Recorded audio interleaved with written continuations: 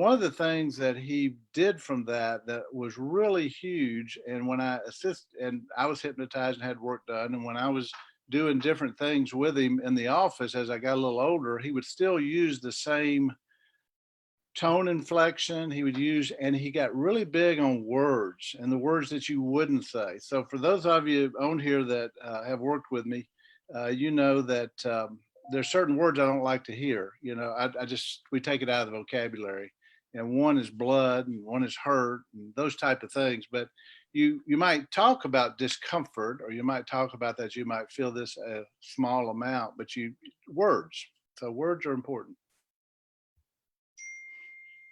So when you think about how your father, I'm just curious, when you think about how would your father have responded to this situation that we're in today? You good with me, John? Yeah, can y'all hold that thought just one real quick? We can hold the thought, sure. Just got us up. Look, I probably can't, for those that are here that know me and hadn't heard this, let me share this with you, and it may happen today. So I tell the people I work with that my mind is like a steel vault, and it's all in here, okay? I hadn't lost it. It's all in here. But also inside of there is a merry-go-round. And sometimes these little horses that just ride around, and each horse has a thought, okay? And so I may be on a horse and fall off. And then I don't really remember that thought for just a little bit, but I just relax, settle down. I tell you that I've lost my thought for just a second, but I'm not concerned about it because that horse will come back around. Now, when the horse comes back around, I'm going to immediately jump in, even if you're talking, because I don't want to forget it again. I can hold the thought, but we may have to wait on it. I like it. So real quick, let me do a brief introduction real quick, and we'll get deep diving in this thing. Good morning, afternoon rather, everybody. What time is it? Good grief, man. About one-ish. Good afternoon, everybody. John Harris here, managing partner with Fortune Management, with my partner, Carrie Cahill, and good longtime friend of mine and colleague, Dr. Kevin Reed, with Millington Family Dentistry, or Reed Family Dentistry in Millington and Covington, Tennessee. And he's going to share with us some thoughts today on what his approach has been, how he learned his leadership style, how it's adapted over the years, how he's found himself where he's at. He's currently leading the third generation of Reeds in the dental industry. And before we jump into this thing, let's find out if this guy's got a good head on his shoulders and if he's somebody you want to listen to. And it all boils down to the answer to this question. Doc, I see you've got a big LeBron James over your left shoulder there. That was by accident. I was not able to train Tyler the way I should have. I think he's the one to put that up there. So if you had to put a number 23 on your wall, what number 23 would it be? Michael Jordan. All right. So clearly this is somebody we want to pay attention to. Yeah. So good. So Carrie, Now I'm going to tell you one more thing. I would put two others up there, and that they'd have to be as a couple. And that would be, well, we could just talk about who I'd put up there sports wise, but a couple that I'd put up there together would be Larry Bird and Magic Johnson. Larry Bird's a good one. I come back from that era too, and I could jump higher than Larry, but he could shoot better than me, so he went a little further. That's when basketball is a contact sport. Yeah, that's right. That's right. So one of the things, and it ties in beautifully, is Phil Jackson, right? So Michael Jordan obviously was out front, but the man who really helped make him who he was Phil Jackson. And that role of a coach is so relevant to what we're going through today, because we can talk about all the financial aspects of what we're going through all we want, but at the end of the day, it comes down to leadership, and it comes down to inspiration and motivating your team to stay with you and stay focused in a time like this. So, I got to link that up and just say, when you look at the people that inspire your style of leadership today, and I know one of them is your father, what distinctions would you make, in this time that we're in and how you're leading? You mean, say that one more time. What do you mean? Like the things that I would have seen from past leaders that I'm utilizing now? Is that what you mean? Yep, exactly. Well, it's hard to go back exactly to all the different people. There's so many people in your life when you get as ancient as I am. And let's discuss that ancientness just a little bit. I know everybody on here has a science background. And so I believe everyone here would say they believe that dinosaurs used to exist. And one reason we know that millions of years ago, one reason we know that is because there's fossils, right, which are imprint in stone, which have been there a long time too. So I'm not a fossil, but I mean, I'm not a dinosaur, but I'm probably a fossil to a lot of the people here. But so my time goes back a ways, but it goes all the way back to certainly my father, my parents. I couldn't limit it to just my father. They both led with styles that I have adapted to over the years. There was a lot of compassion. There was a lot of teaching. There was a lot of forgiveness, a lot of allowing you to make your own mistakes, to be your own person, that sort of thing. And then you ratchet up to different teachers, elementary. My basketball coach was a huge influence, basketball and track, even though there were qualities about him that to this day, I wake up in the middle of the night and feel like maybe Freddy Krueger has entered the room. But he was tough. But the other side of that was my two boys, Philip and Taylor, both went to that high school, played for this man, and he had totally changed his style. But he had a big effect on me. But I'd say I worked with it was kind of interesting how my career went because it started when I was in eighth grade. In between my eighth and ninth grade year, I started working in the summers for my dad as an assistant. And it was more after my ninth grade year. After the eighth grade, he kind of introduced me, and I would work about 6 weeks there, and he paid really well. That was one thing he did. He knew that would get me there. And he would let an assistant take off. He might rotate the ones that took off, but the whole time I was there, I wasn't extra. I was a true assistant. And so a lot of my style and the things that I think about and how I talk with patients and team is started with just the osmosis of watching him. So that's probably the biggest impact I had, Carrie. And then there's dental instructors. There's the Pankey Institute probably changed my life. In 1992, I started working in 1982 as a dentist, came in with my dad. He started in 49, 82, I came with him. Interestingly, 35 years later, Dr. Taylor came in with me. It's kind of interesting how those pieces dovetailed together. But in 92 is when I'd been a dentist for 10 years. And I don't know how much I was leading. I was charging. I was charging for 10 years. I believe I had the motto that if you didn't smell tooth dust, you probably weren't having a big day. And my life changed in 1992 when I went to the Pankey Institute. And so I have to shout out to this man. And if you ever have a chance, he's in his 70s now. I don't know how much he's doing or sharing, but his name is Rich Green.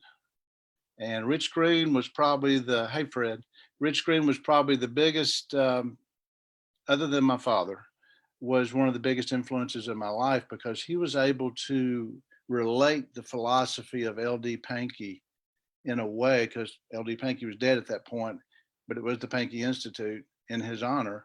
And he was able to relate that in a way that the very first week I went there, I went 6 weeks over 5 years. And the very first week I went there, I came home from that and my life changed. My dental thoughts changed.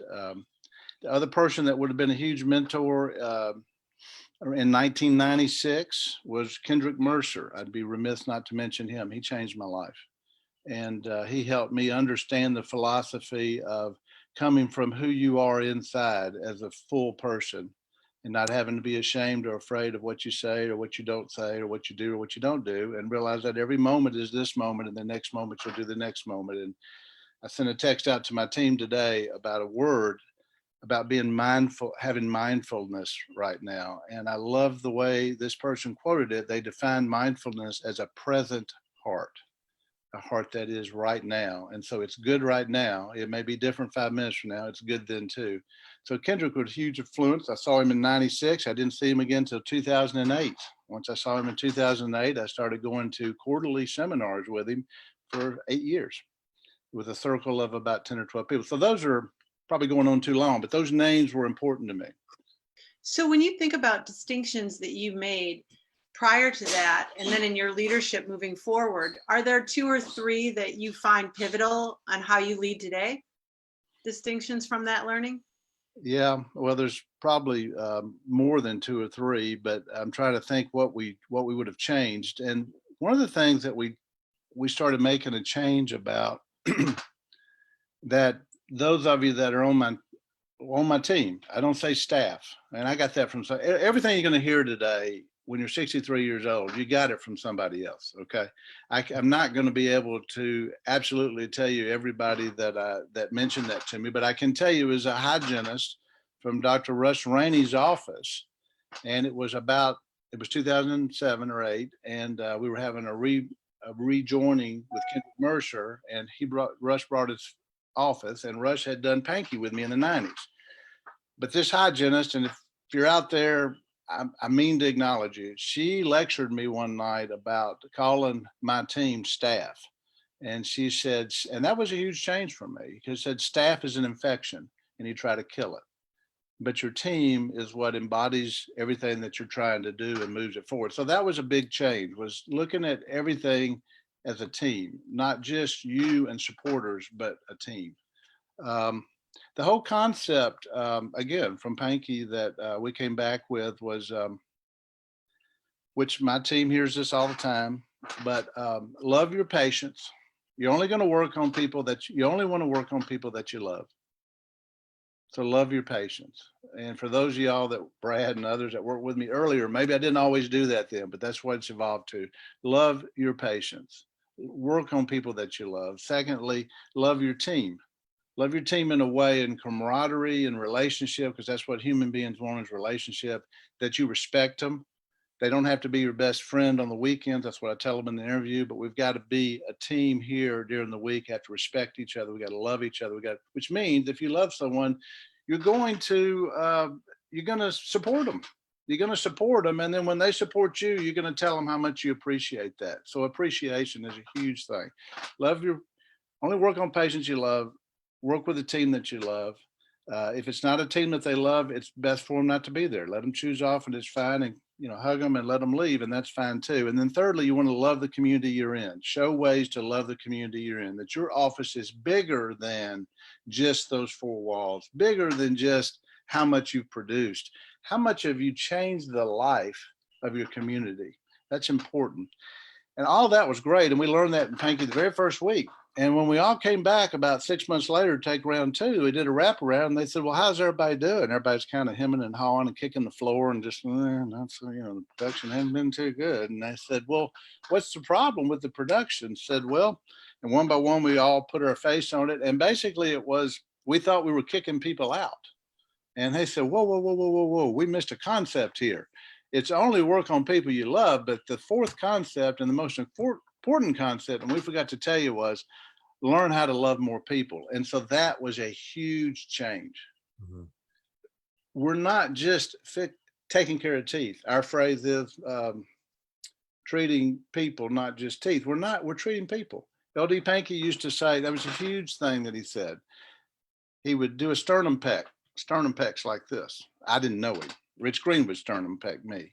But he said, that's the way LD wanted your attention. He'd sternum peck. And he'd say, listen to me. Listen to me. I've never in my years of practice seen a tooth walk through a door unattached.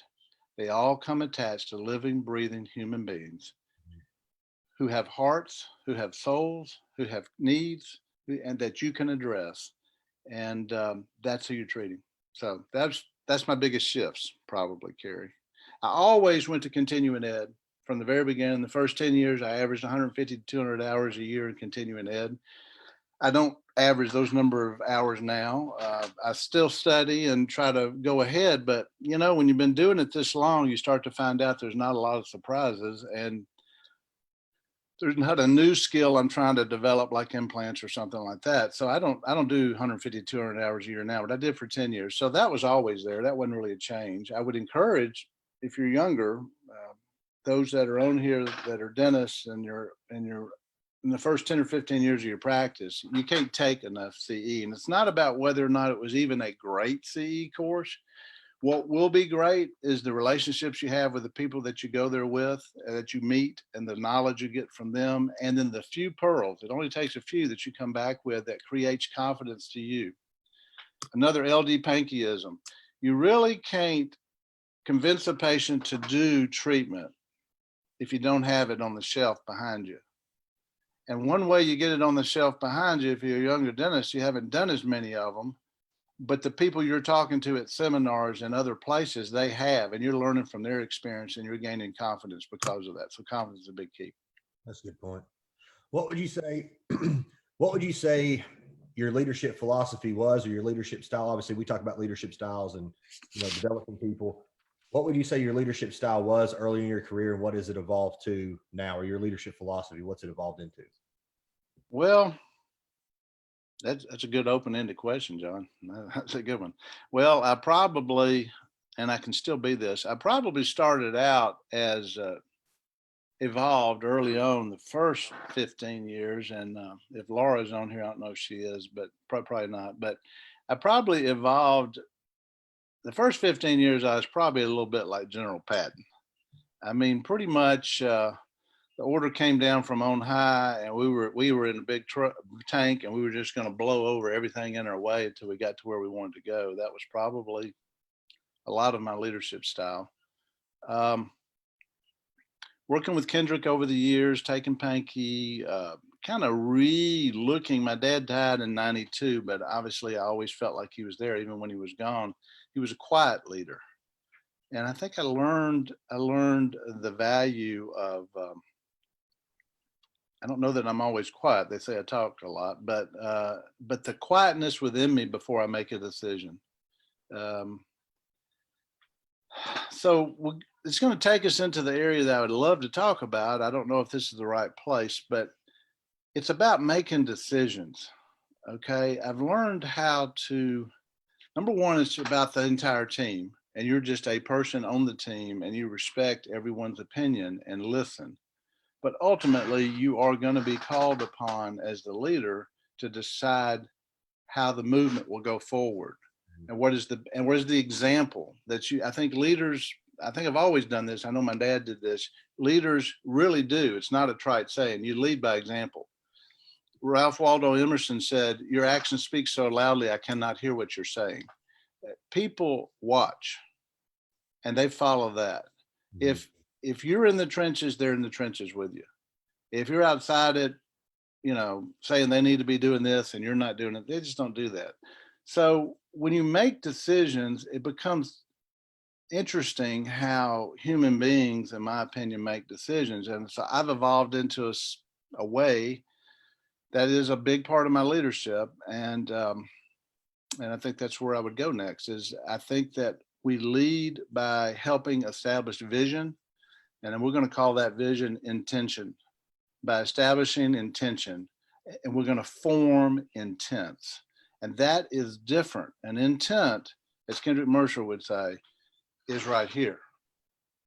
In my heart, I have an intention that this is going to happen. It's not a commitment. A commitment is up here. And we're going to talk about the difference in those two things. This is where you lead from, not here. Our brain is a great computer. And I believe in analysis, and I believe in study. I believe in compiling the facts, and I believe in letting them settle. Form your intention right here. But what bubbles up from here, from who you are. And my intention and who I am would be different than Emily Hutton's, or different than, anybody, different than my dad's. It's going to be mine based on my experiences. But once you form intention, be ready. Mm-hmm. Because once you form intention, it will happen. So between intention and it happening is making a decision. And that decision is made from what I'm going to call intuition. It's that moment inside of you as you've studied and analyzed, and man, I'm not sure, it could be about hiring an employee. I don't know who's on here today, but more than one of them could tell you that I've shared the story with them about how I made the decision to hire them. And it got down to all the steps, and we can go through that sometime. It goes all the steps I like to go to get to the point of making a decision. But when I came to the point of making a decision, I would have told every one of them in some form or fashion. Maybe not Laura. I hired Laura in the hall when we had 5 people in chairs, but that was a long time ago. The last 20 years, You hire them after you feel that moment of intuition that, you know what, that's the right person. I may not can name every element about it. That's the right person. I may not can name every element about the decision that I'm going to make, that I'm trying to decide to make about the practice direction, the team's direction, the philosophy changes that we make as time goes on. This is not the same practice it was in the year 2000. This is not the same practice it was in 2008. It's not the same practice it was in 2017. This is certainly not the same practice it was in 1982 or 1958. I mean, we're changing and we're evolving, and those changes are fine. Each change comes after intention and vision, and then forming intuition, or intuition, not forming, it just comes up. Intuition comes up through your heart based on the things in your brain, but it comes up through your heart. And matter of fact, sometimes this is going to sound a little way out, but sometimes I have to tell my brain to shut up, but it's not my brain. It's my brain is not going to tell me the right decision, but my heart is. Mm-hmm. That's a big, So, it's a big concept. Yeah, I so like that because one of the it sounds like that's been inspiring, and I got a note from Dr. Wynn that you have made some very inspiring statements and questions, and I know you've done that for a lot of people, and he just mentioned that there was one that he remembers going back 20 years. Are you there, Dr. Wynn, to share that? Oh yeah, I'm here. I actually talked to Kevin probably within the last couple of years, and I'd asked him if he remembered. He's like, I don't remember that at all. Well, there you go. It's in there, though. We know it's in there, Brad. I'd like to hear it again. I'd like to hear it Yeah, again. and so here's what I would say. It wasn't the most polished delivery, but it had a profound impact on me to this day, because my entire life, my modeling and my environment was, I grew up with, I love my dad to death, but probably one of the most reactive defensive people that I've ever had the privilege of spending any time around. And, I learned as I became an adult that I carried some of that with me. And it was a silly, simple thing that, I think I was working with, or for Kevin at that point in time. I was out of dental school, and I'd had my cell phone sitting out on my desk or something like that. And he just nicely said something like, hey, do you mind just putting your cell phone on silent? It's a little distracting. And me and my, glorious defensiveness said, well, I didn't really realize that was a problem. And, he just paused for a second and just looked at me and said, Brad, you know what? You'd probably be a lot happier if you weren't so damn defensive all the time. And so I just kind of said, okay. And I turned around and went about my business and stewed for the next probably 2 or 3 hours. But he just, at some point, treating patients that day, it wasn't that long. It may have been within an hour. It just hit me. I'm like, he's right. What the hell am I being defensive about? I mean, he made a very nice request, and my response was just kind of reactive and defensive. And that lesson still sticks with me. This is 20 years ago. Yeah. And that it's with me today, and it's with me every day of my life, because it was a wake-up call. It was like a moment of self-awareness that I just kind of been walking around blind, and Kevin was like, hey, wake up, buddy.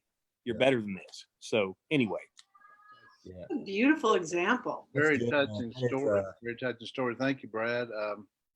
I'm glad it came across as nice, because I would have wanted it to be nice, that's for sure. I don't remember it. It was big for you and small for me, I guess. But yeah, but that's where you lead from the heart. And when you lead from the heart, you don't, I tell people all the time, I don't have to remember what happened 3 years ago, because my heart can be impressed or changed differently today. I wouldn't change that feeling, but I'm just saying, it's okay to change.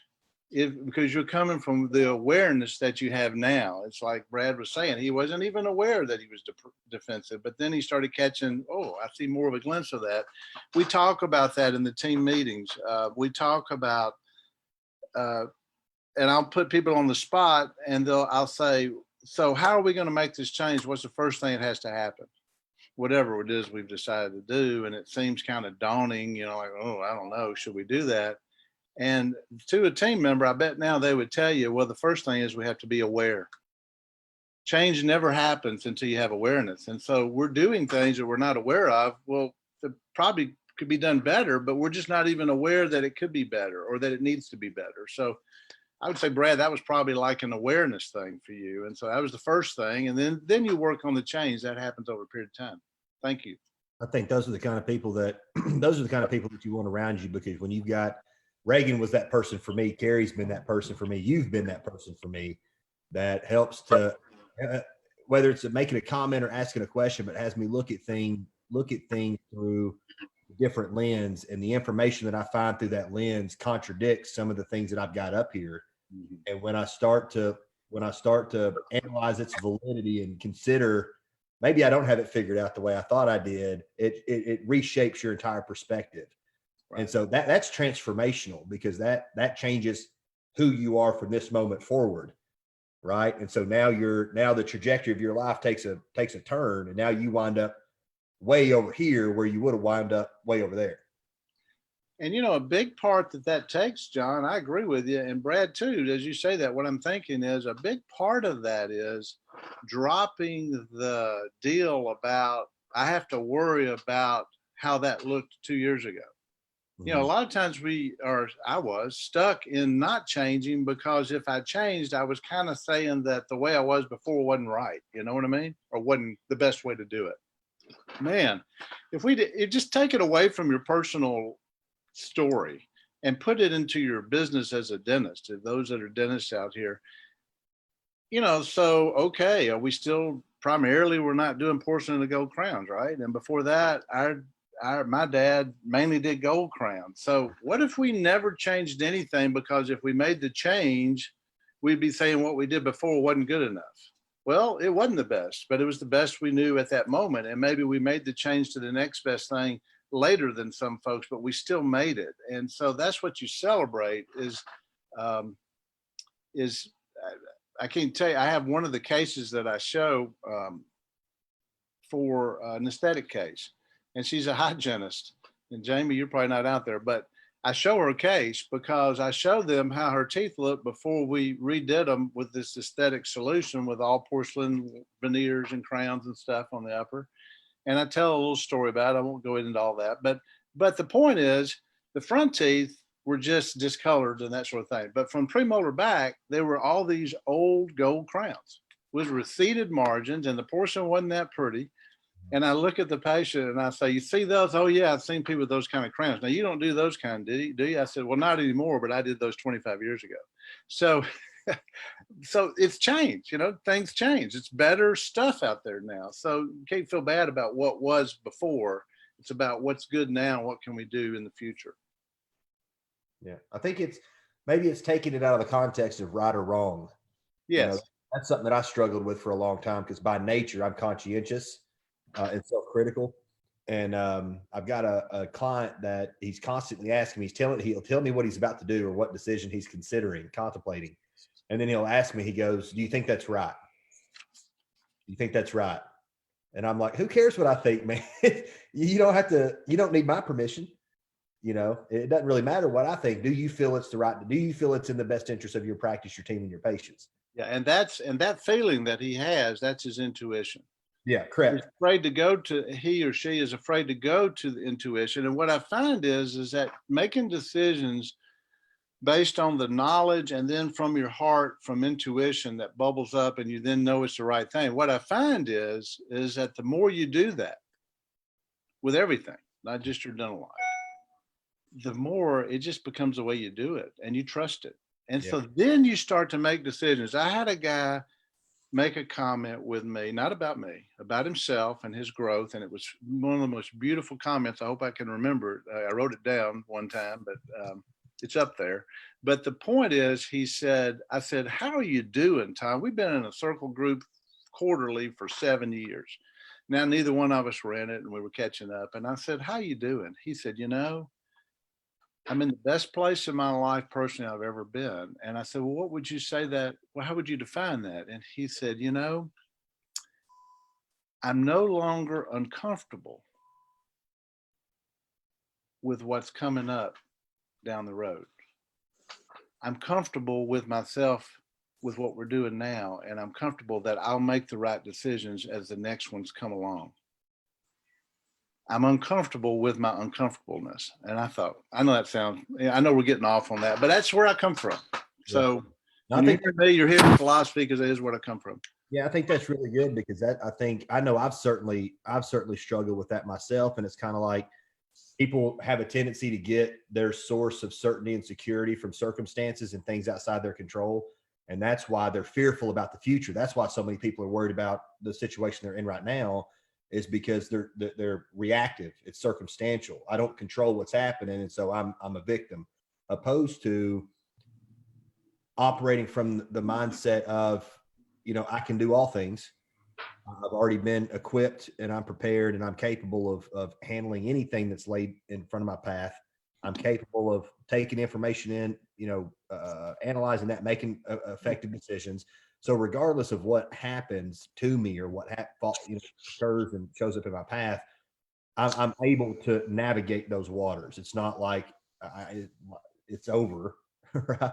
Right. I'm going to be able to see my way through. And I think getting your confidence from your ability to just persist and be resilient and do what needs to be done. If you can make that shift and get that confidence from there, man, that changes everything. It's an expansion of feeling that you can't describe until you start doing it. But it's all of a sudden now, it's good to know step 7, 8, 9, and 10, but it's also good to know if you're at step 2 or 3 before you get to number 8, you can just make a change. Yeah. Just make a change.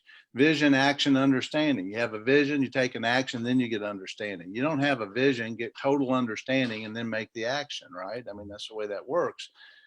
So, and you don't compartmentalize your life. You're not just a dentist. You're not just a dental employee. You're not just a wife. You're not just a husband. You're not just a child. You are all those things, because in all of them, you are that whole person. You are, and you're going to make the decisions that you are best for you to make. I mean, I honestly believe that. I think it highlighted to me, Dr. Kevin and I were having a lot of conversations over the last couple of weeks about how to move forward through this whole event.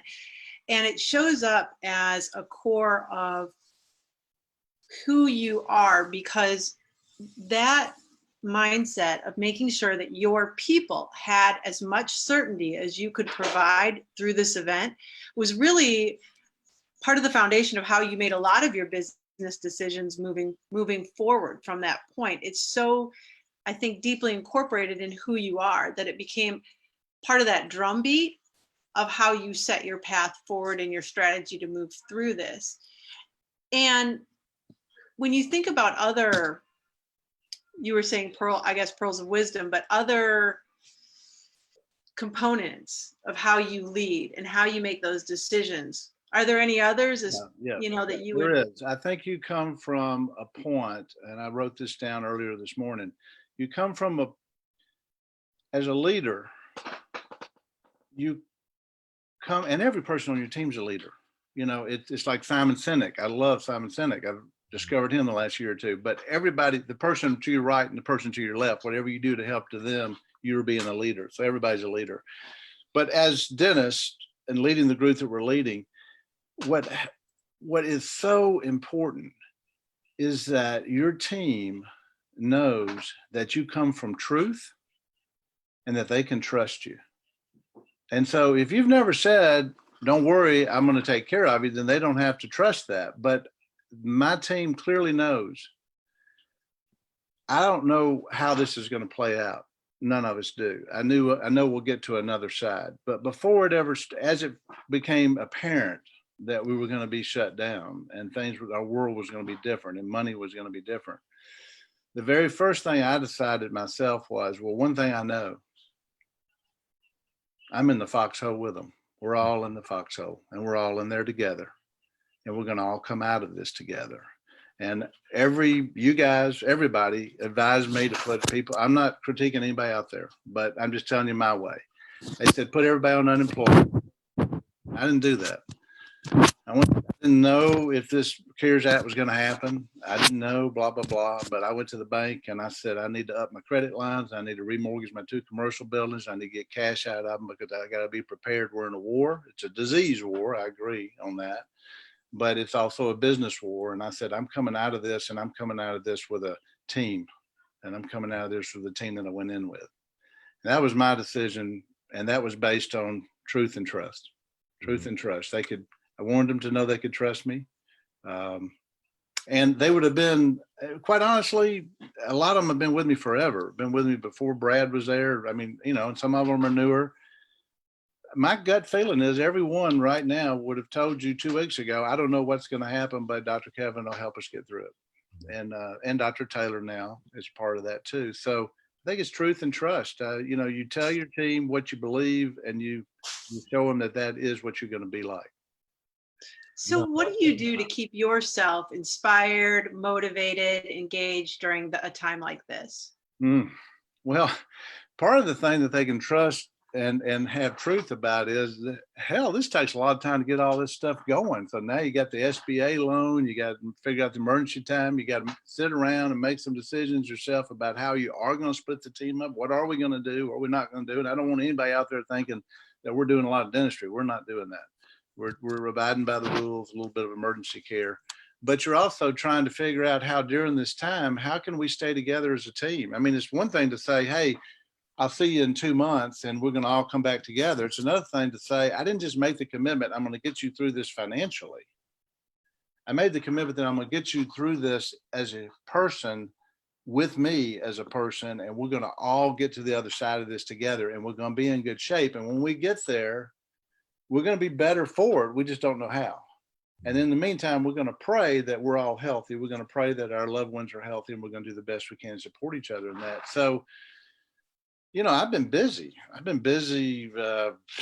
You know, I'm having to delve into the, you know, get the reports. I don't have an accountant that I turn it over to. I do have an accountant, but I mean, we had a phone meeting with the 2 accountants that I used, one in Maryland and one in Millington, and one's more the bookkeeper and one's the accountant. And they tried to lead the conversation. And after 3 minutes, I said, hang on.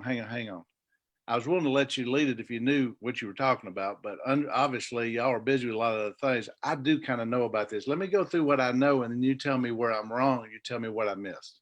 And so the accountants are fresh on this. They don't know exactly what's going on, to be honest with you. It's a new experience for them too. So I've been doing that. We've had some Zoom meetings as a team, that sort of thing. I've been exercising, which has been great. When you're old and fat, it's good to start exercising. And so it just so happened. And so this is how things work. This is how things work. And I'm not trying to get, I want to call this spiritual. Okay. So it doesn't have to be a certain religion. I'm not talking about that. I'm talking about the universe, but I am talking about if you come from a corner of a certain religion, it could come from that too. But I grew up in a church that was real strict, didn't like it eventually, and really rebelled against it. But as strict as it was, and evangelical, you would have thought, I never even heard of Ash Wednesday. I never even heard of Lent, you know, or any of that. Well, you know, as I got older, I heard about it. Well, this particular year, never before have I done this particular year, this is before, that's February 26th, by the way, in case you're looking at the calendar. This is before we really knew. I mean, I wasn't even believing that the Corona thing was going to be that big a deal. Okay. So it wasn't about that. February 26th is Ash Wednesday. I looked it up, Googled it. Yeah, believe it or not, I can Google. So I Googled it. And what I found is that, I know most of y'all know, but oh, dumb me, I didn't know. Lent is, they talk about 40 days because it's 46 days from Ash Wednesday till Easter Eve, that Saturday, and there's 6 Sundays in between. So it's 46 minus 6 equals 40. And that's when they talk about the 40 days of Lent. And I would hear my Catholic friends say, yeah, I gave up sugar. I gave up alcohol. Now, why they would do that, I don't know. But they said they'd do certain things. I'm not so sure they were always successful at the things they decided. And I never got into that. But this particular year, for whatever reason, I read a lot. I do a lot of quiet time. I read novels and that sort of thing. I was an English major, but I also read, you know, Simon Sinek and stuff like that. So I'm always reflecting. And for whatever reason, I just had this bubble up. You know, I had this bubble up. I said, you know what? It's time. I need to exercise more. I've been exercising twice a week at a gym for 3, 4, 5 years, but I mean, I need to do more than that. And I'm going to take Lent, and I'm going to take that 40 days, and I'm going to make sure every day I exercise at least 30 minutes. That could be a walk. That's what it was this morning before this meeting. I walked for 38 minutes. Okay. or it could be running. I ran yesterday. I ran 3.5 miles. Or it could be a workout, not now at the fitness center, but it could be a weight workout. I did that Sunday. And, you know, Brad, when you'd laugh at me doing a weight workout, it was nothing compared to you. But for me, it was a weight workout. And yeah, I did lunges and stuff like that and push-ups, and I did light weights, you know, and then I walked hills. There's some hills at my cabin that I'm going to on the weekends. And so anyway, so I'm now at, 33. I've exercised the first 2 days, Ash Wednesday and the next day, and I didn't get the cross, but Ash Wednesday and the next day I didn't exercise. Since then, I think it's been 33 days and I've exercised 30 of them. So that's 5 days. So I have one more, what I would call day that I don't have to exercise. I think I'm gonna make it. So I've been exercising. And what I mean by the universe thing, what better thing to be doing right now if you got a little stress, you know, you got a little worry, a little anxiousness. It's just been a blessing to do that. And then I feel better, think better, and I'm out. And what I've noticed, everybody out there, if you could clap your hands, I know you would right now, when you're out there, isn't it wonderful to see all the people in the neighborhood and all the people you're passing by? I mean, you may not know them and you may not still speak to them, but you wave, you have social interaction, you just have a safe distance. So that's a couple of things I've been doing. Yeah. I want to ask you this. I saw an interesting podcast on the Joe Rogan show the other day. That's what I kind of listen to that when I'm doing cardio. Right. And they were talking about Mike Tyson and just how great of a fighter was he. And I can't remember the name of the guy that he was interviewing, but he basically said that Mike Tyson was a great fighter. Or a great boxer. You know, had a 42 knockouts out of 48 wins or something like that. But he was a great boxer, but he was a terrible fighter. And made that comment. I was like, wow, that's a pretty bold statement you just made there. I certainly wouldn't make it in Mike Tyson's presence. And he explained what he meant. And he goes, Mike Tyson only faced adversity 5 times. He said, everybody he fought in his career, he ran through 42 knockouts. He ran through them. But when he ran into adversity, when he fought Buster Douglas, when he fought Evander Holyfield, when he had adversity, he failed. And every time he faced adversity, he failed. So he was a great boxer, but he was a terrible fighter. He just didn't have it in him to persist through the adversity. And I think now, the moment that we're in right now, I think it's a great example of that, because there's a lot of people that haven't faced adversity, that haven't, because I would say that I don't think I really faced any life-changing adversity until I made a transition from FedEx to Fortune. And that was a life-changing experience. And now we're going into this, and a lot of people haven't faced anything like this, either personally with their family. They haven't ran into this kind of adversity where it's, I don't know what I'm going to do, or in their career, they've never, faced something like this. And I think it really is putting people in a position where they've really got to dig deep and say, am I a fighter, or do I throw my hands up and throw in the towel? Do I overcome this thing, and do I beat this thing, or do I let this thing beat me? And I pay attention. I'm very observant, me, and people inside the dental industry and people outside the dental industry. I study people that are in like leadership roles, and I've seen some people respond to this thing in the way that was consistent with my expectations, whether good or bad. And I've seen some people show up in a way that far exceeded my expectations. I was like, wow, I didn't know that they had that in them. And then I've seen some people let me down, and I was like, man, I really expected more from you. Why do you think that is? What do you think it is that would have somebody, but what's the trigger? What's the moment that says, I'm going to persist and overcome, or not? Yeah. So what we're describing is fear. Fear is what stops you. Mm-hmm. And fear of whatever, fear of the unknown, fear of the loss of money, fear of safety, fear. And I think fighter, and I don't really like the term fighter. I get it, but no, I don't like it. For Tyson, he needed to be a fighter. I get it. It promotes resistance, and I don't like resistance. So I think it's about living your life resistance free the best you can. And that's hard to do when you're in fear, number one. Okay. Because if I'm in fear, it's hard for me to relax and say, well, it'll probably be all right. So I think you prepare for the things you can prepare for. And you do those things. And then the things that you can't do anything about, you have to trust that you will respond appropriately as the moment comes up. And that's how you get through it. It's kind of that whole discussion earlier about intuition, but it's a little past that. It's trusting yourself.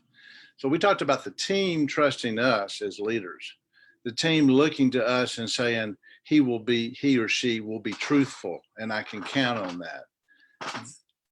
But also we as the person that you were looking at, John, whoever that was in whatever role, that person had to respond from a place of trust in themselves, trust that their decision will be the right decision at that moment. They're big enough to handle that moment, and their past has prepared them for it.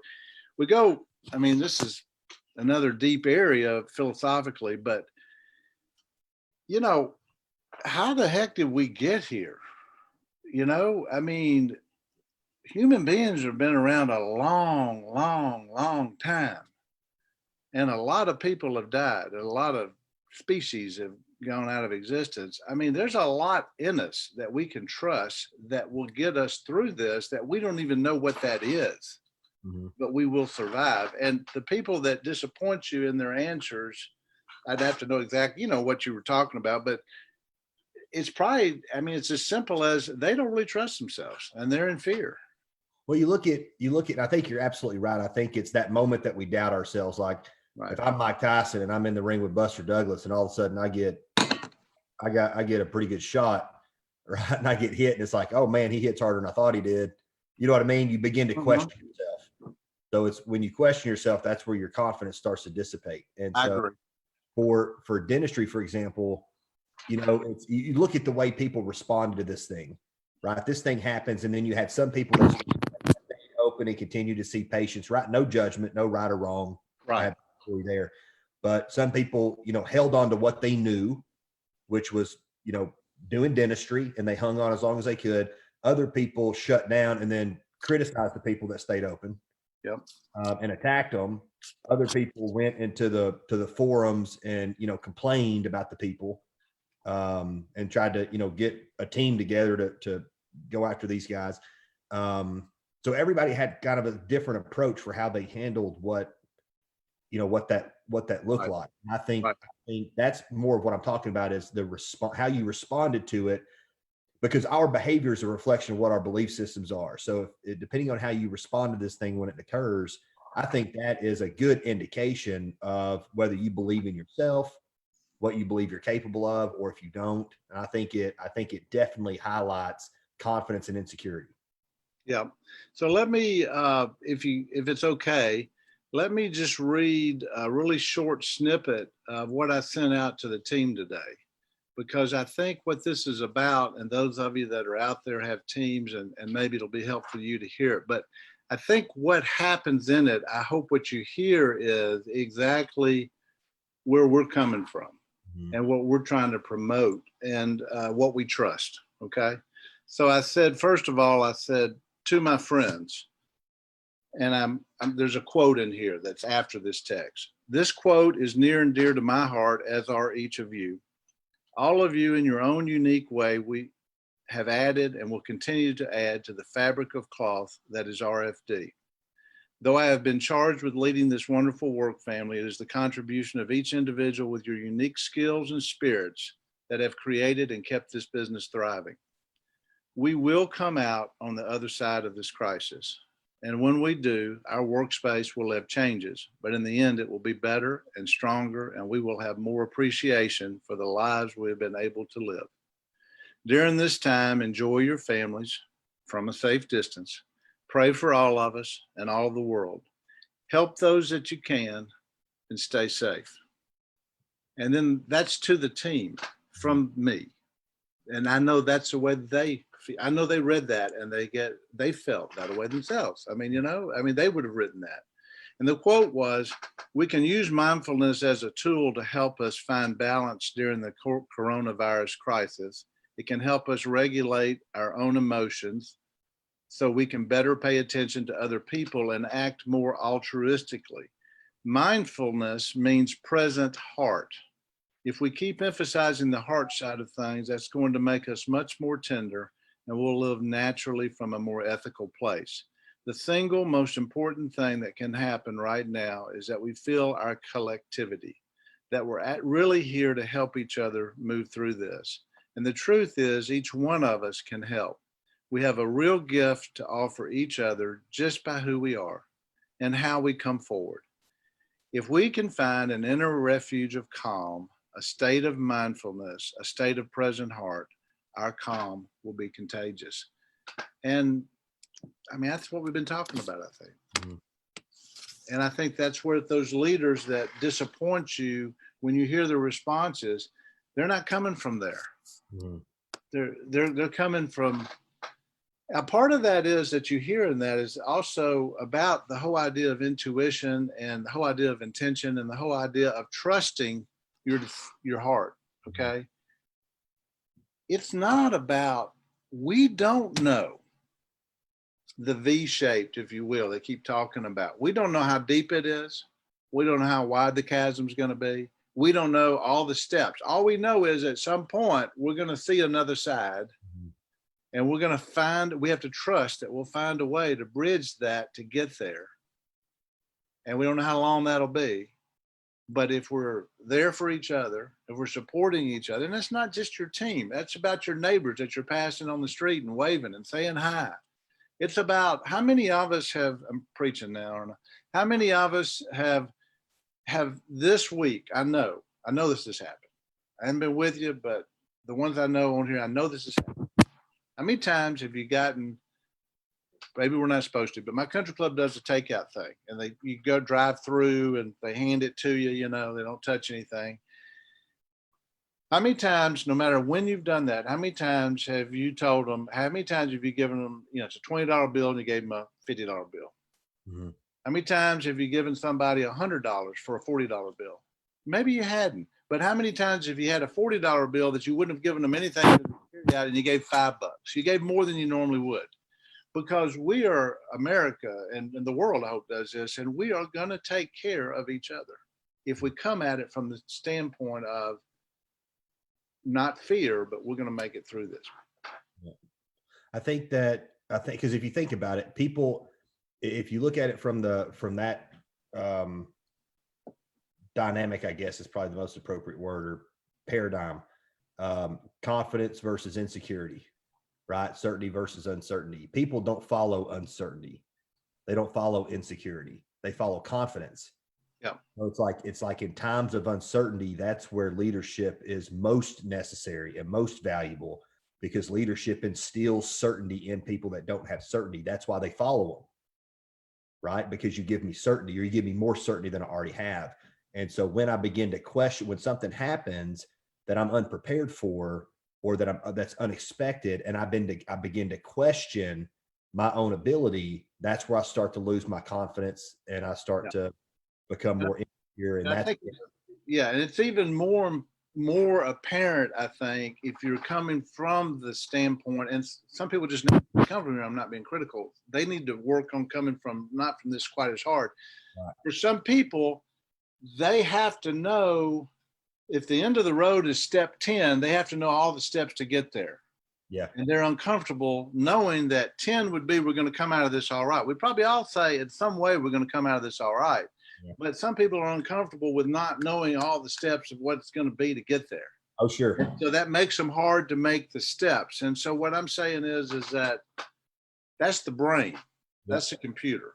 You need to keep it engaged, and you need to let it help you make these next steps in front of you. But you've got to let your heart tell you that, you know what, we're going to make it there, though. Now, you know, does that mean you're not going to have disappointment? I mean, right. I'm going to pray for everybody on this cast today when I get off, because I hope no family has to face the idea that somebody in your family or extended family doesn't, you know, has a coronavirus attack and doesn't make it. I mean, so there's going to be, it's not a perfect road. It's not the yellow brick. Also, it also doesn't have the wizard hiding behind the curtain. Yeah, and I think you hit the nail on the head when you're talking about intuition, because and this verse changed my life when I came across this, and I'm ashamed to say I didn't even come across this until I was like in my mid-30s. But it's for with your heart you believe, because I'd always thought it was with logic. Like I need the information. If the information lines up, well, all the information circumstantial, and the information changes. We used to think the world was flat. Now we think it's round. Now there are people think it's flat again. Right. And so if it's with your heart that you believe, that's not one of your five senses. That's intuition. There's no tangible evidence that says it's real. Right. It's just feel it, that's what's going to happen. It's based on it's trusting and basing on your previous experience and your evolution to get here as a human being, that you have enough within you to make the right decisions. Yeah. And you'll feel that. Yeah. And Dr. Brad said faith. You got to have faith. And so I think that's the secret sauce, man. I think that those are like the top characteristics. And I kind of want to basically create a list more or less, but intuitive, trusting your intuition, having faith, I think are essential characteristics of being an effective leader. And I think another big one, and I might even put it above faith, is truth. It's truth. Mm-hmm. Total truth. There's a distinction too. I wanted to point out that coming from that place of abundance versus scarcity, and making a conscious decision that that's where you're going to come from, and trust in that knowledge, and trust in your ability to respond to the world around you with an abundant and giving hand, and not come from that place of scarcity or fear or lack. That changes the dynamic, and it allows us to rest easier in grace. But it is a decision, it is a choice, and it's something that I think a lot of times we work on regularly to come from that perspective. You have to make an effort to do that. The story is that, or the legend is that there was a Zen Buddhist monk, and he was in the mountain regions of Japan, and there was a very rich man from America, like, would be like a Bill Gates, and that rich and that powerful. And he sought out this particular Buddhist monk because he supposedly had woo or powers that would be unreal. And he was also an artist. So he sought him out and took an expedition over there, and he got to where the monastery was, and the guy made him wait like 3 days before he would see him. And finally he brought him into the temple, and he saw him, and what would you like? And he said, well, I would like for you to do a large commission piece that we're going to put into a museum in my hometown. And how big do you want it? And it was going to be like, 30 by 40. He said, 30 by 40. He said, okay. 30 feet by 40 feet. Yeah, I said, yes. I said, can you do that? Yes, I can do that. Said, well, when can I expect that to be done? He said, come back next year and it'll be done. So he came back the next year and waited 3 days, and then when he came in, the guy, he said, oh, we're going to unveil it. He said, no, it's not done. He said, what do you mean it's not done? He said, come back next year and then it'll be done. But it wasn't ready. It's not ready yet. It's not time. So he came back the next year, and now he's really mad, what I mean? He said, just give me what you got. He said, well, okay, it's done now. So they did a great unveiling. Well, they did an unveiling. It was all white canvas, and on the lower left was a very nice tree area. The whole rest of the canvas was blank except for a little bird on the upper right-hand corner. Well, the rich guy was livid. He said, you've had this thing 2 years. You haven't drawn anything. He said, I've drawn everything. This is the whole picture. I said, what do you mean? He said, well, don't you understand? Like all of us, there is plenty. And the bird needs plenty of room to express himself. And there's plenty of room for all of us in that canvas. That's what you were talking about. Abundance. There's plenty of abundance. It's not scarcity. The Buddhist monk was coming from abundance. The rich was coming from scarcity because he wanted to own all and take all and keep all. Right. So interesting. Yeah, I know. Perfect. That's one of those weird ones I sometimes come up with. But perfect. But abundance and scarcity. And then the whole idea as we're feeding ourselves, as long as we're going to this, is look what we are able in our business to do. Not in this moment. And it's hard because we're doers, right? I mean, like we, my son, I've asked Dr. Tyler not to come in because he has a young baby or whatever. And I think that's great for him and his family, and they're enjoying it. Me, I told him, I said, man, I don't have anything to do. I'm going to probably go down there 3 days a week. If nothing else, I'm going to hang out for 4 or 5 hours, I mean, I'm just used to going down there. I've been going down there 37 years. But one of the things that we can do is prepare ourselves for when we come out of this, because there's going to be a lot of great needs that people are going to have. And that is, we've been talking all these philosophical around the world things. When it gets down to it, we talk about it all the time in our team meetings, but we are experts in helping you get better physically. We know this area really well, but we know it affects this whole thing that we're in. And we've got an opportunity to, at this particular moment, to create greater skills. We've got it with all these free CEs that are out there. We've got an opportunity to have a better space to work in by decluttering and all that. And we have an opportunity to be ready with energy and intention and hopefulness that will be a big part of helping people get on a better side on the other side.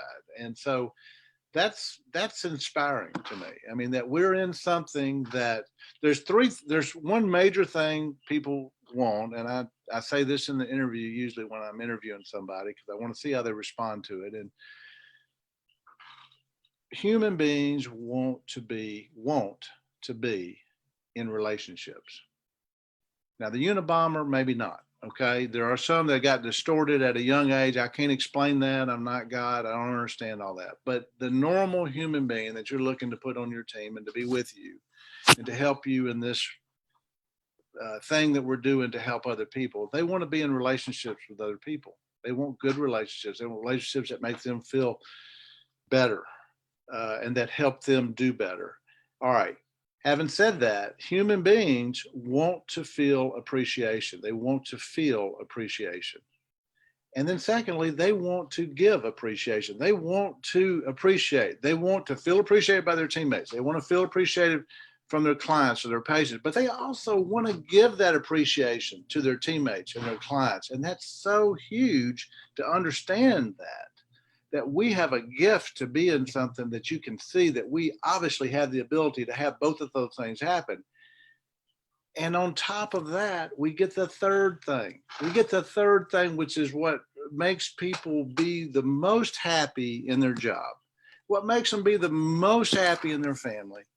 And that is people, because they want to be in a relationship, because they want to feel that relationship in the right way, they want to know that what they're doing matters and that they're making a difference in the lives of other people. And we have all that we can do in our profession. It's a blessing. I figured that out in the 90s too, but it's a blessing. Would you say that that's our nature? Like that's our human nature. It's our human nature. Yeah, like we have our nature. We have what we were born with. This is who we were born to be. What was innate in us. But everybody has what I just described. What's that? Everybody was born, in my opinion, I mean, I'm not God, but in my opinion, in my studies and what I've seen with the people that I work with and the patients that come in, everybody was born with that. However, before they were even born, maybe they weren't wanted. I mean, they can reach a point where they don't feel that, where they've got mechanisms that don't let them trust that. The Unabomber, serial killers, there's bad stuff out there. And the unadulterated, non-prejudicial portion of yourself, not with racial bias, not with growing up bias, not with defensiveness, as Brad would say, all those things, those taken away, unadulterated, people want what I just described. They want to appreciate other people. They want to feel appreciated. Your team wants to feel appreciated. It's important that we tell them that. You as a leader want to feel appreciated. You send something out and then nobody sends anything back that said, oh, that meant a lot. You go, well, shoot, I guess that meant, and it's not that you need validation. You just want to know, and hey, am I even on the right track? Maybe there's something I haven't done to prepare the person reading this to appreciate that. Yeah. And that's on me. That's not on them. Okay. And sometimes it's on them. And I think that's the case. I think you're doing and it for the third thing is that, and that third thing is big. You want to feel like what you do matters, and you want to find a way that what you do makes a difference in the lives of other people. And I think I don't know, I'm glad I'm in one that's easy to figure out a way that is. Okay. But for me, it's not just about that I'm making a difference in people because of the oral health. I'm helping make a difference, and they are with me and with my team. And when I help the team, help them personally, philosophically, that helps their families. That is just like this coronavirus. It's exponential. It's not linear. It's not like I help Carrie. Look, you two, John and Carrie, look how y'all have helped me. Look at the things y'all have taught me. I mean, I brought y'all in 4 or 5 years ago, right? And I could have easily said, hell, I'm 58 and I've been doing this 33 years. I don't need anybody to help me figure this out. And I had a consultant from 92 to 2002. I think I had one when you were there, Brad, but it might have been the time I got rid of that one. And I didn't have another one until I had y'all. But I had y'all because I had the awareness that, you know what, there's probably some things I'm not aware of. And look what y'all brought in. Y'all brought in hygiene reactivation. You brought in treatment plan reactivation. You brought in concepts of communication that I hadn't really addressed it in that way. I could name 1,000 things, but the best thing you did was being able to sit around sometimes when not everybody's watching and we're just having, Yep. excuse me, people, but we're just having a scotch or a beer and just sitting there and just picking each other's brain. Mhm. I'm listening to you, you're listening to me, we're all listening together and we're just equals. And Yep. that's, so y'all make a difference. But we're in a profession that makes a difference in the lives of people. And as we make that difference in their lives, they're making a difference in our lives. It's a reciprocal. Mhm. That partnership and that open communication. And one of the things there's 2 things that I want to highlight is that I've watched you, Dr. Kevin, coach in the moment with your team. And I've watched you in the discussions that you and I and John have had, be willing to challenge ideas and help us look at ourselves while we're helping you look at yourself in your practice. And that to me is a true partnership and it's a real growth relationship. I see you apply that to your team. I see you apply that when you're working with us. And I think it's a fundamental learning, for anybody in business, that willingness to be challenged and to challenge others to look at things and think about things differently and to apply learnings from an individual perspective, not just from a rote perspective. It's really important. Mhm. And valuable. I appreciate it. There's best thing you can do if you're out there and you're a dentist and you're running this kind of business. If you wanted to ask me what's the best thing you can do, and I'm going to say the best thing you can do is surround yourself with a great team. And when you surround yourself with a great team, there's a lot of concepts behind that. I was writing stuff down today. I'm not going through all that today, but I was writing it all down. I said, I got a book here somewhere. I got a book, but I think you should definitely write a book. but the thing is, you develop your team, constantly developing it. And if you've just started your practice, if Ashley was on here, I thought she was, and you started in 6 months, you're starting it, right? So, okay. So it's starting your team right then. You can start developing it right then. And then that development will just go on through you all the way through. And the concepts of development of the team are critical. That took me a long time to figure out. And the number one thing that started for me in 92, when I came back from Pankey and my practice almost went under because I was kicking everybody out I didn't love, until I learned the concept of learn how to love more people. But the concept that came to me immediately was, and this is fun. This is a funny story. If Lynn was here, she would say, "Oh, brother, I remember that time." I developed one rule, and that rule was, I will not hire anybody until I get that moment of intuition. I know they're the right one. And so we went through a period of time. This is the story. We went through a period of time where we were looking for a financial manager or financial person. And I went about 4 months and I just interviewed and every time. And Lynn was filling in because she's our bookkeeper. She was having to fill in at the office. We had little kids. this is probably 93, 94. And she says, have you found somebody? Have you found somebody yet? I said, no. Hey, well, what's wrong? Hey, how many people have applied? I said, we've had 40 people apply. You hadn't found anybody? What are you doing? Are you just not taking the time to look at it? I said, no, I mean, so-and-so, Carrie Ann or somebody is interviewing them. And I've interviewed about 8 myself. And I just the right one hadn't come in, honey. And I just need you to do this till it does. She said, well, good Lord. I mean, this may take a year. I said, I don't know, but I've made the decision. I'm not hiring anybody else on my team until it's the right person. And I feel it's the right person. Well, this gal comes in, her name was Chris, and she was a beautiful kind of strawberry blonde girl. I'll never forget meeting her the first time. She had a 4-year degree in business management. I mean, she was unbelievable. Her husband was stationed in the military. She was going to be here 3, 4, 5 years, and she was excited. Maybe going to live here. She wanted the job. And so I went home. I hired her. I went home. I told Lynn, I said, I need you to show her a couple of weeks her stuff, but she'll catch on real quick. She said, oh, God, that's fantastic. I thought she'd never hire. I said, well, that's the good news. She's really qualified. She's unbelievable. She says, and she knows me well enough. We've been married about 15 years. She goes, good news. That means there's bad news. There's a little bad news. So what's the bad news? She's 7.5 months pregnant. What? 7.5 months pregnant? And she was thinking financially at first, and then I go, well, honey, I'm not worried about it. I'm gonna pay her maternity, I'll help her in maternity leave. She goes, no, that means I gotta come back in when she's off in a month and a half. I go, yeah, that's what it means.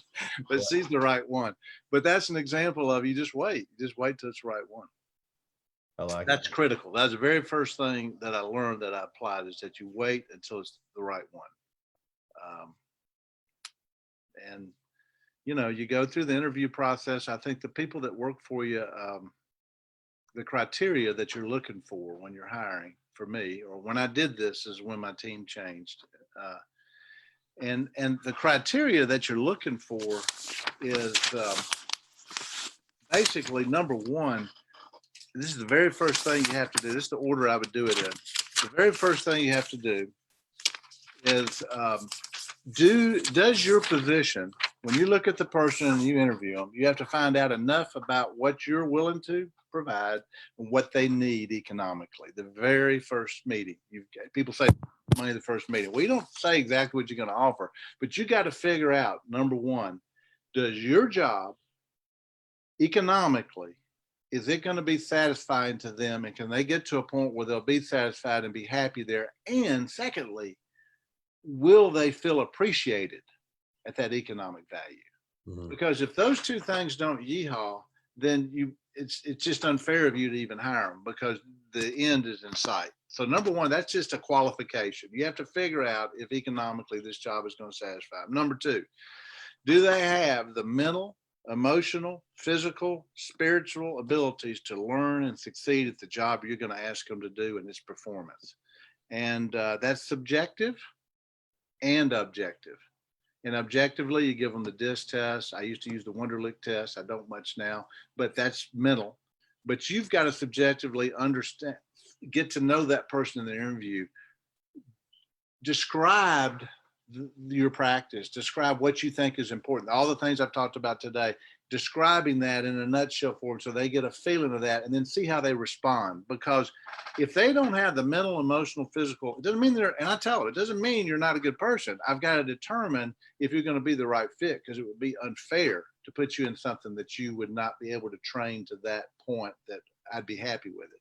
Thirdly, you got to determine what is in this interview. You got to determine what is their work ethic. What do they feel about coming to work? What's their responsibility? What do they feel about showing up for work? What do they feel about doing the kind of job that you're going to ask them to do in the most perfect way they can possibly do it? What motivates them? And you find that out a lot from their history of work, but also their history of their family and what their family did. But you've got to find that. You've got to know. And you say, I'm going to have somebody in this job that has a great work ethic. What's yours like? You've got to know that. Fourthly, this is the most important thing, and you tell them this is the most important thing. And anybody out there listening has gotten to the point where you understand this is a word I use a lot, so I have to kind of describe it to them. But I tell them, I'm not going to make the decision today. I'm telling them, I'm not going to make the decision today. It will happen in the next whatever time frame you know it's going to happen, and I'll let you know by that date. But one thing we have to talk about right now is if all these things, and so far talking to you today, you seem to fit on a lot of the ranges, but if all these fit, let me tell you the fourth thing. It's going to be the most important thing. It's something that I won't be able to determine today. It's something that I'm going to have to reflect on. That's that bubble up. Okay. That's that bubble up and know that that's the right person. I've got to know that if I hire you, that you have my heart. You have to know you have my heart. Now, let me explain that to you. That's what I'm just acting like I'm talking to them. Let me explain this to you. I'm not saying I have a perfect heart, and I'm not saying you have to have a heart like mine to live a good life. I'm saying if you work down here, you have to have my heart because you're an extension of me in every situation. So my heart's going to be about, compassion. It's going to be about having excellence in what we do. It's going to be about standing with the patients through all the treatment outcomes. It isn't always going to work out right. Sometimes, Brad, we have to fight being defensive, right? So that's my heart. I'm going to take care of these patients, and I'm taking care of patients that mean so much to me because some of them came in this practice in the 50s. And I said, that's my heart. And I got to know when I leave the room that I'm talking to the patients through you. So that's what I'm going to have to decide on. And I might ask them a few more questions. And then when you leave, and that's the fourth thing is the hardest thing to evaluate. And that's how you get to that, then becomes, John, the step that's harder to make. And Brad mentioned faith. I would say inspiration or intuition. When that moment comes, you'll know who it is. Mm-hmm. As my wife said, it might take me 4 months to figure out who it is, but you will know that moment. But everybody since 92 that's come into practice has had an interview like that and understands that. The next process would be that they would, if I thought they were somebody, it might be two people, and I think they may be really one of the two I'm going to take, I'll have them back with the team without the doctor. And they'll have a little lunch upstairs or go out to lunch and all get to visit with each other because the team needs to feel like that they picked this person too. And this person needs to feel like that they picked the team. And that's really important because that's another concept of human beings. Human beings want choices. They don't want to be told. I mean, I'm saying things today in a very dogmatic way. It sounds like I'm telling. But in essence, I'm just providing the information and your choice is to accept it or not to accept it and then put your own spin on it. And it's the same for a team member when you ask them to do a task. You say, well, I'd really like you to do it this way. How does that feel to you? Would you be okay to do it that way? First I wouldn't ask them if they're okay. But once we get to a point where they're getting pretty good at it, they might want to make some changes. And I say, well, okay, maybe so. People like choices. So your team likes to make a choice. They like to say, yeah, I met Sally and Sally was really nice. Or they might come back to me and say, hey, did you know that Sally was in prison for 3 years? She might not have put that on her resume.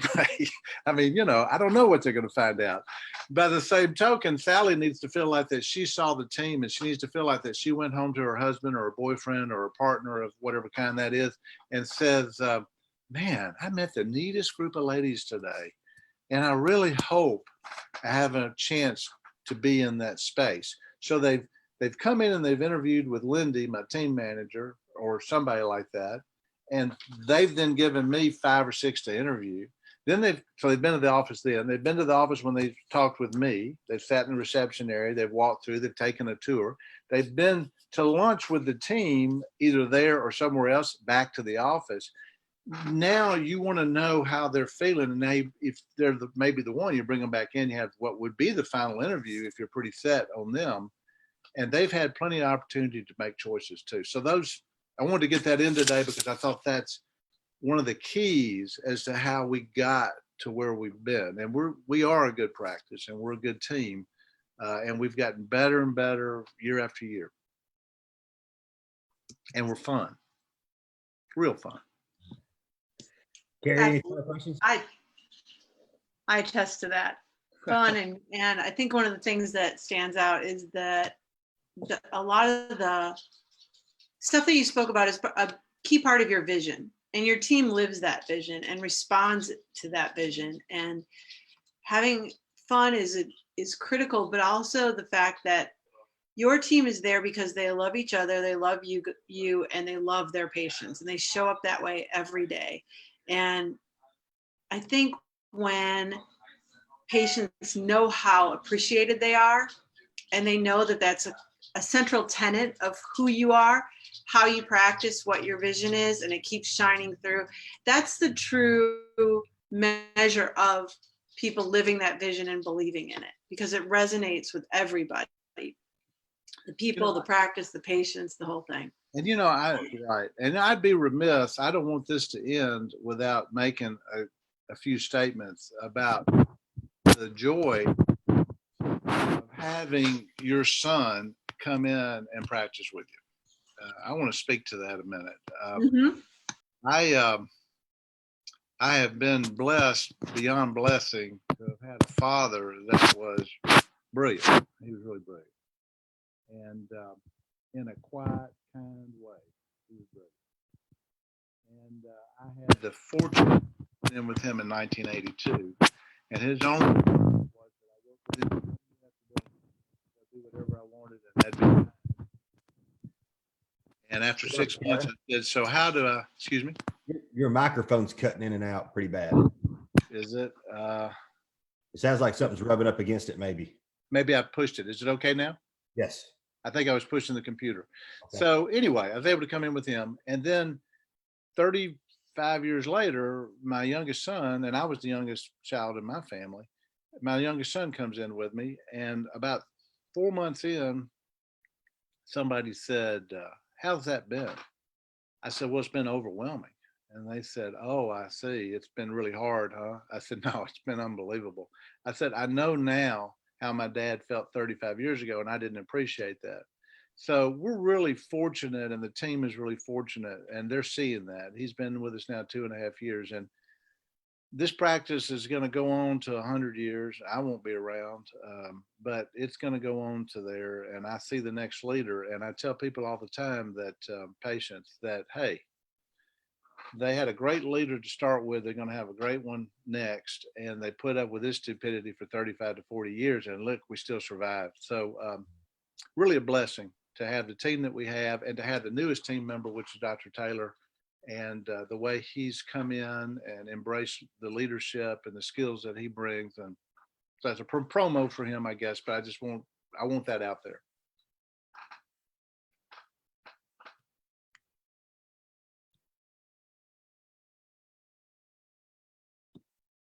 We still there?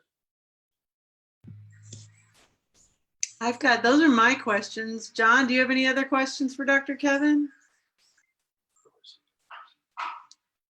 Did we have any questions? Do we have any questions from the Peanut Gallery? Yeah. Can we open it up, John, to the rest of the folks? I mean, there may not be a question, but if there is, I'd be happy. I don't know if I've got John. I think we might have lost him. And I don't have the power to unmute. Gotcha. I'm looking at the. Kevin, can you hear me? Yes, I can. Everybody's unmuted. Brad. Now it looks like. Hey, Brad. Yeah, I just want to just commend you on your. I know that's not why you're here, why you're doing it, on your ability to lead and grow. Because like I said, I've mentioned the one scenario from early on, very early on in my career, right after I was out of dental school, as I was basically transitioning into adulthood and just kind of beginning to figure life out. And like I said, that was a lesson that still sticks with me very vividly even today. But just, I would say early on in my career, not just from a professional standpoint, but from a personal standpoint, just conversations that I had with you about life and about being open-minded and being flexible in your thinking, I think was something that really helped start me on my journey to kind of where I am today and where I will continue to go.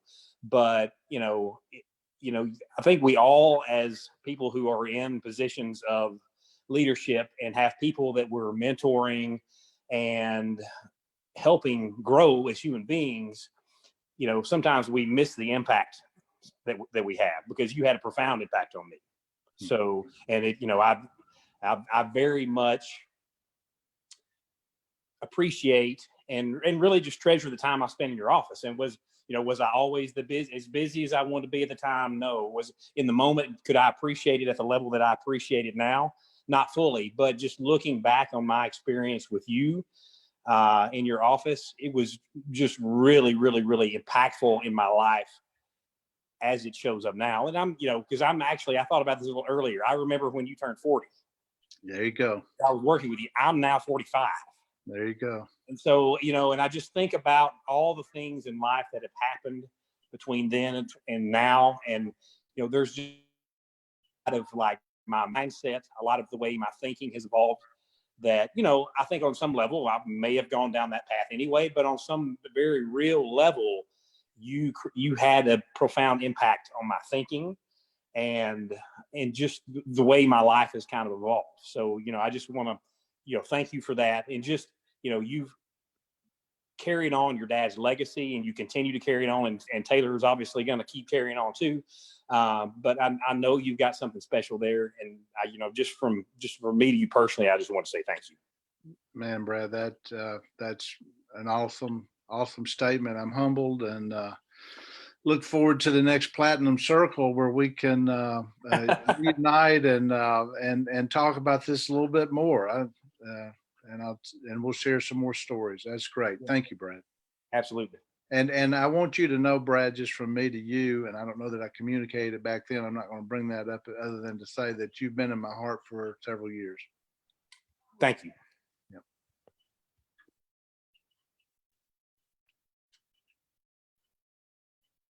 All right. It's been good. It's been good. I appreciate y'all letting me be on here.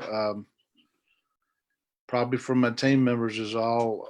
I see several of them have been on here, and it's probably all old hat. So.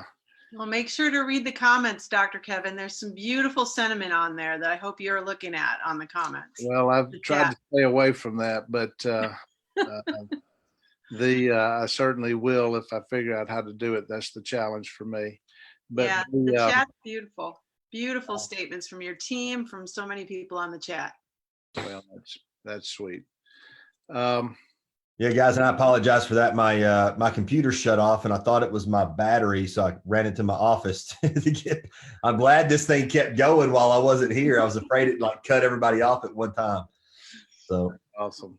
Well, it was good. It was a good, fun experience. I'd love to do it again sometime. We could pick a topic and do something, but it was fun. I appreciate John. I appreciate you putting this together. Yes, sir. Gary, I appreciate you taking the time to do that, and wish everybody out there that's the dental part of the practice is, I hope y'all keep your confidence up, get your SBA loan in, take care of your team, come out of this in a higher plateau than you ever thought you would have been. I want you to know that anybody that's on here, if you ever want to reach out and speak with me, that's always something I'm open to. I've been fortunate over the years having a lot of dentists that'll give me a call or email me or whatever. Happy to share whatever it is I might have some help with. So that's all for me. Thank you, Dr. Kevin. This has been such a treat. John, I am so grateful that you put this all together. It's been amazing. Absolutely. And I'm trying to take pictures of the chat screen so I can text it to you. That'd be great, because I saw earlier there was like 20 something, and then now I see there's like 3. So I must have already missed a bunch of them. I didn't know how to do it. So I didn't really want to stop what I was doing in the process to see that. But and because I got kicked out, logged back in, I don't get to see all the ones that were there before that, but everything I've got the 3 or 4 that have come in since that. So I'll text that to you. All right, buddy. Thank you. All right, guys. Well, thank you so much. And then everybody that joined us today, I really appreciate you taking time out of your schedule and spending that with us. We are grateful. And then obviously this is going to go, this is being live streamed on Facebook, so you can go back and watch it there, or anybody that missed it wants to watch it, it'll be there. And then also I'll be uploading this to our YouTube channel. So you're welcome to check it out there. And then we'll have much more of these types of things coming, and then some more, structured curriculum type stuff we're going to be putting out too. So thank you guys for joining us, Dr. Kevin, Carrie, appreciate you two very much. And till next time. Bye, y'all. See you, everybody. Hi, thank you, Dr. Kevin. Hey, I would highly recommend too, the one technique that I mentioned earlier, I want to stress, and that is having a Zoom meeting that becomes a happy hour with some of your friends. And I've got one set up with my brother-in-law and sister-in-law this afternoon from Atlanta. So I would highly encourage that. I like it. I like Good it. idea. That's a great I idea. could have one with you two sometime. Would love to. Yes. Yeah. Okay. Need All to right. do it. Take care. All right. Thanks, See ya. guys.